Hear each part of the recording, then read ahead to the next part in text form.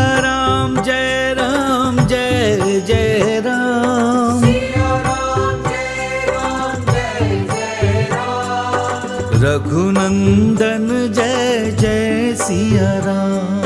रघुनंदन जय जय सिया राम। जय जय श्री सीताराम। स्नेही भक्तजनों, रविंद्र जैन ग्रुप द्वारा प्रस्तुत की जा रही सुनो श्री राम कहानी के पिछले एपिसोड में आप सबने सुना कि कैसे भगवान श्री राम शबरी के निर्देश पर पंपासर पहुंचते हैं, कैसे उन्हें देखकर सुग्रीव के मन में भय उत्पन्न होता है और वे हनुमान जी को इन दोनों वीरों का परिचय लेने के लिए भेजते हैं। कैसे परम भक्त श्री हनुमान जी और भगवान श्री राम का मिलन होता है। साथ ही आपने यह भी सुना कि कैसे महावीर हनुमान जी अपने कंधे पर बिठाकर श्री राम और लक्ष्मण जी को मलय पर्वत पर लेकर आते हैं, जो ऋषमुख पर्वत का ही एक शिखर था। और उसी मलय पर्वत की एक गुफा में अग्नि को साक्षी करके कैसे श्री हनुमान जी, श्री राम जी और सुग्रीव जी की मित्रता कराते हैं। प्रिय भक्तजनों, सुनो श्री राम कहानी के इस एपिसोड में सुनिए उससे आगे की कथा। भक्तजनों, जब अग्नि को साक्षी करके भगवान श्री राम और सुग्रीव जी ने एक दूसरे से मित्रता कर ली, तब उन्होंने परस्पर कहा कि अब हम दोनों एक दूसरे के मित्र हो गए हैं और अब से हमारा सुख और दुख एक है। श्री राम जी के दुख अर्थात सीता हरण का समाचार सुग्रीव को हनुमान जी द्वारा पहले ही प्राप्त हो चुका था और इस पर सुग्रीव जी ने भगवान श्री राम से इस प्रकार कहा।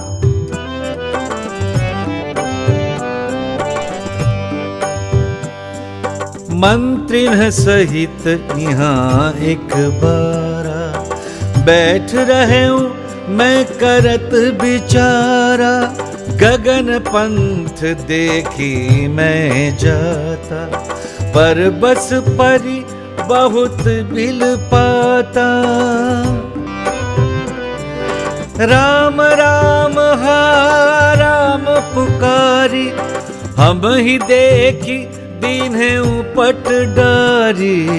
मांग राम तुरत तेहि दीन्हा, पट उरलाए सोच अति कीन्हा। मित्रता हो जाने के पश्चात सुग्रीव ने कहा कि प्रभु आप चिंता ना करें, एक बार मैं यहाँ अपने मंत्रियों के साथ बैठकर कुछ विचार विमर्श कर रहा था, तभी गगन मार्ग से जाती हुई एक स्त्री को देखा जो किसी दूसरे के वश में पड़ी हुई थी और बहुत विलाप कर रही थी। हमें देखकर उन्होंने राम राम हा राम कहकर कुछ वस्त्र आभूषण नीचे गिरा दिए थे। मुझे लगता है कि वे जनक नंदिनी श्री सीता जी ही थी। सुग्रीव जी के ऐसा कहने पर राम जी ने वे वस्त्र और आभूषण मंगवाए और उन्हें देखकर उनके नैनों में जल छा गया। सीता जी के आभूषणों को पहचान कर भगवान श्री राम दुखी हो गए और विलाप करने लगे। उन्होंने लक्ष्मण जी से कहा, लक्ष्मण देखो तो सही, ये सारे आभूषण सीता के ही हैं। राम जी का ऐसा कहना सुनकर लक्ष्मण जी ने उन आभूषणों को देखना प्रारंभ किया और वे बाजूबंद, हार, कंगन आदि को किनारे करते हुए मात्र चरण के नुपुरों को पहचान कर बोले कि भैया बाकी आभूषणों का तो मुझे नहीं पता, किंतु भाभी मां के पांवों की ये बिछिया मैं पहचान रहा हूं।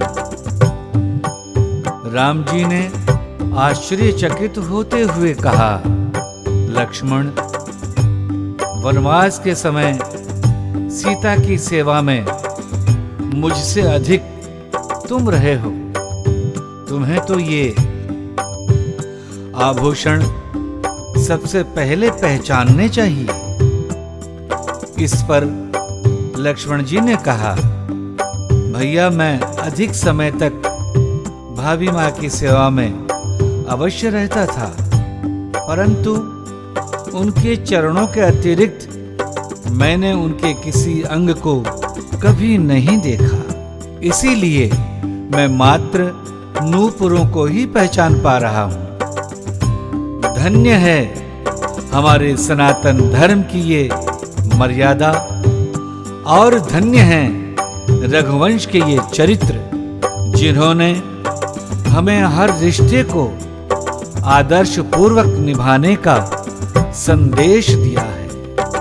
भक्तजनों, श्री रामचरितमानस अर्थात भगवान श्री राम के चरित्र में पग पग पर इसी प्रकार की उपयोगी शिक्षाएं भरी पड़ी हैं, जो हमारे जीवन को, हमारे संबंधों को और समस्त मानव समाज को सुव्यवस्थित कर सकती हैं, शांति दे सकती हैं और सुखी भी कर सकती हैं।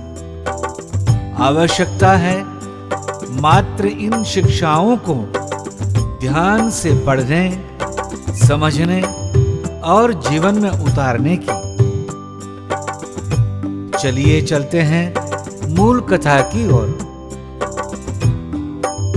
राम जी को इस प्रकार दुखी देखकर सुग्रीव ने कहा कि हे रघुवंशमणि प्रभु श्री राम, आप बिल्कुल चिंता न करें, हर प्रकार से अपने मन में धैर्य धारण करें। मैं हर प्रकार से आपकी सेवा करूंगा और जिस उपाय से जनक नंदिनी सीता जी पुनः आपको मिल सकें, वह प्रयास करूंगा। सुग्रीव ने कहा, मैं अपने सैनिकों सहित रावण का पता लगाऊंगा और उसका वध करके अपना ऐसा पुरुषार्थ प्रकट करूंगा जिससे आप शीघ्र ही प्रसन्न हो जाएंगे। हे रघुनंदन, इस प्रकार मन में व्याकुलता लाना उचित नहीं है। आपके हृदय में स्वाभाविक रूप से जो धैर्य है उसका स्मरण कीजिए।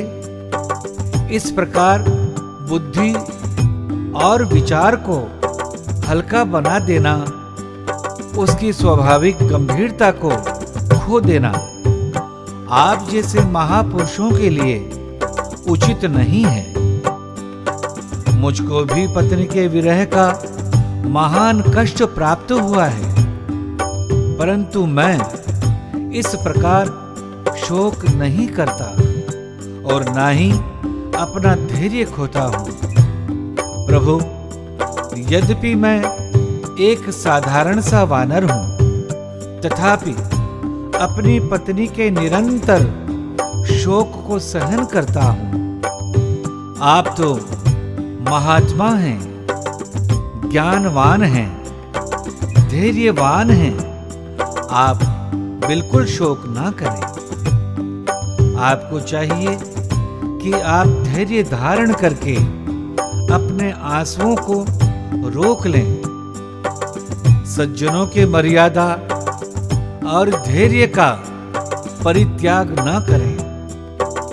अपने प्रियजनों के वियोग से होने वाले शोक में, आर्थिक संकट में या फिर प्राणों के ऊपर भय उत्पन्न हो जाने पर भी जो अपनी बुद्धि से दुख निवारण के उपाय का विचार करते हुए धैर्य धारण करता है, वह कष्ट नहीं पाता। जो मूर्ख व्यक्ति सदैव घबराया रहता है, वह पानी में भार से दबी हुई नौका के समान शोक में विवश होकर डूब जाता है। रघुनंदन, मैं हाथ जोड़ता हूं, प्रेम पूर्वक अनुरोध करता हूं कि आप प्रसन्न हो जाइए और शोक अथवा चिंता को अपने ऊपर प्रभावी ना होने दीजिए।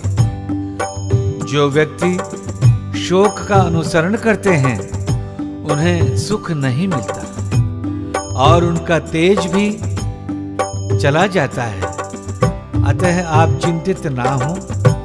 हे रघुवीर, शोक से व्याकुल हुए मानव के जीवन में उनके प्राणों पर भी संकट उपस्थित हो जाते हैं। मैं मित्रता के नाते हितकारी सलाह देता हूं, उपदेश नहीं दे रहा हूं। आप मेरी मित्रता का आदर करें, मुझ पर विश्वास रखें और शोक त्याग दें। सखा बचन सुनि हर्षे, कृपा सिंधु बल सीव। कारण कवन बसहु बन, मोहि कहूँ सुग्रीव। अपने मित्र सुग्रीव के ये वचन सुनकर कृपा के समुद्र और बल के धाम भगवान श्री राम बहुत प्रसन्न हुए और उन्होंने सुग्रीव से कहा कि मुझे वे कारण बताओ जिससे तुम वन में निवास कर रहे हो। भगवान श्री राम के पूछने पर सुग्रीव ने अपनी व्यथा बताते हुए कहा, नाथ बाली अरु में दो भाई, प्रीति रही कछु बरनी न जाई। मैं सुत मायावी तेहि नाम, आवासो प्रभु हमरे गाँव।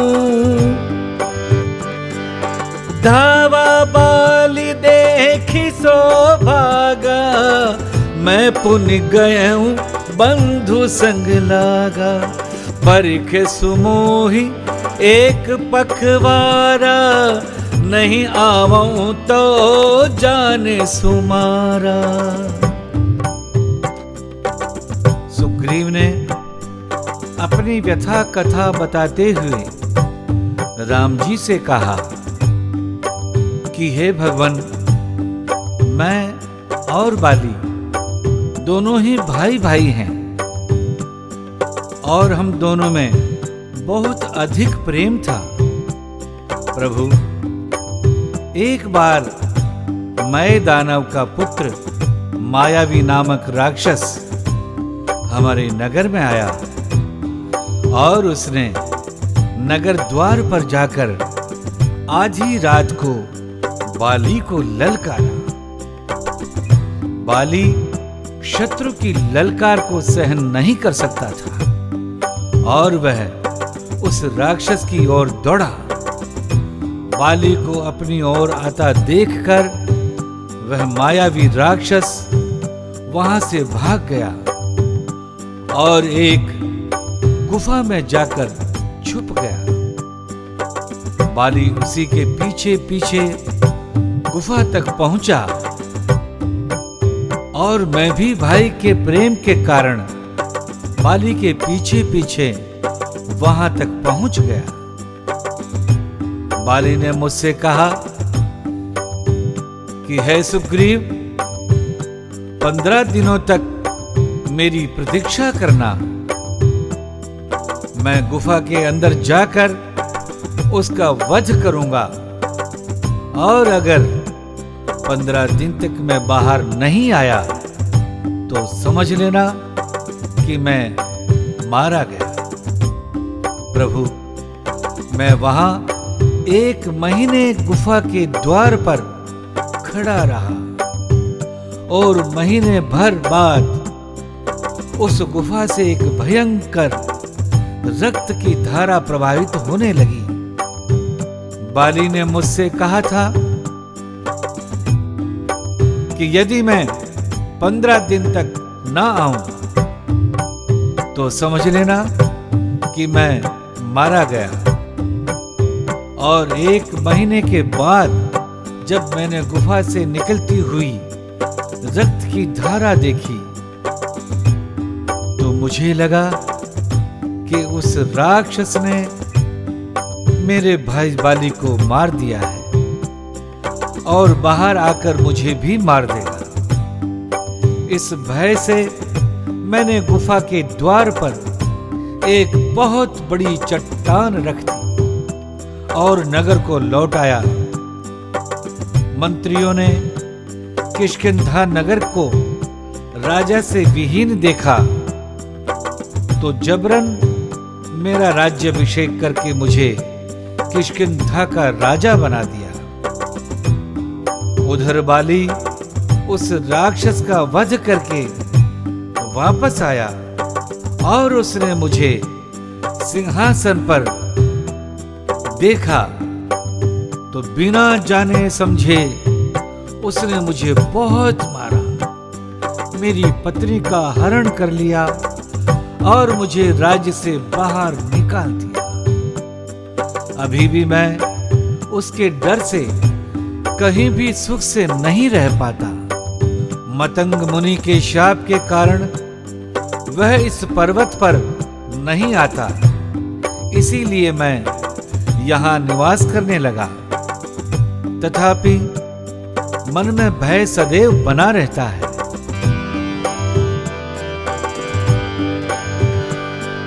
सुन सुग्रीव मारी हूँ बाली एक ही बान, ब्रह्म रुद्र सरनागत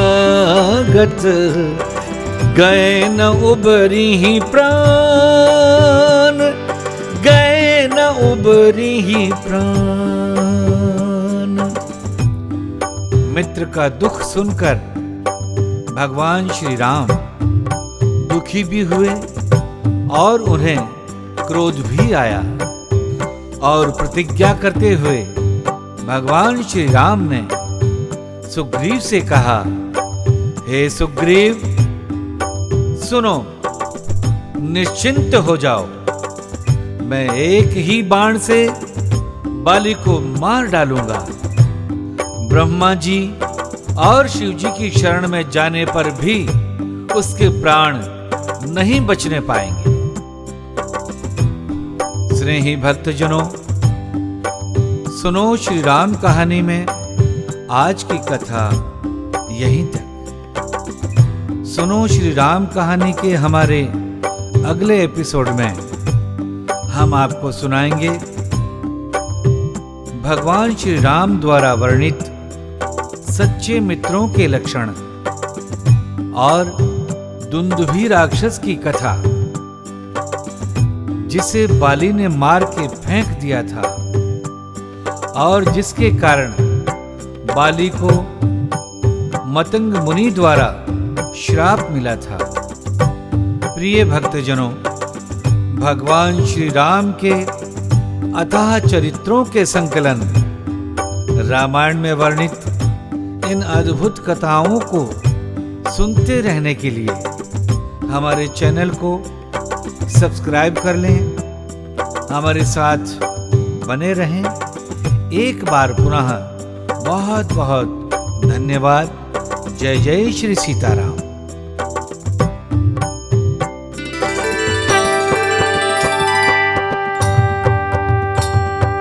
सिया राम जय राम जय जय राम। सिया राम जय राम जय जय राम। सिया राम जय राम जय जय राम। सिया राम जय राम जय जय राम। रघुनंदन जय जय सिया राम। रघुनंदन जय जय सिया राम। रघुपति राघव राजा राम। रघुपति राघव राजा राम। पतित पावन सीताराम। पतित पावन सीताराम। सिया राम जय जय राम। सिया राम जय जय राम। सिया राम